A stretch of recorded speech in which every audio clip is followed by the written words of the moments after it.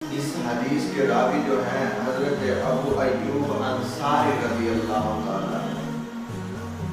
آپ فرماتے ہیں کہ تاجدار مدینہ صلی اللہ علیہ وآلہ وسلم نے ارشاد فرمایا کہ آپ کا رشتہ دار جو آپ سے دور بھاگتا ہے، جو آپ سے دور بھاگتا ہے،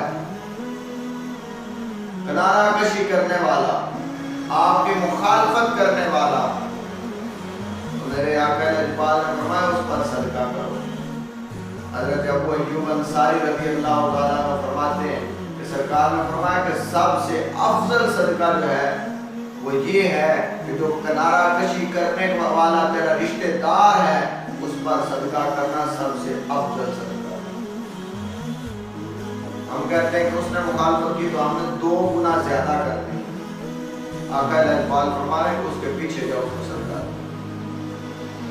اللہ آپ سے راضی ہوگا، اللہ آپ سے راضی ہوگا تو اس کے دل میں رحم ڈالے گا، وہ آپ سے راضی ہوگا۔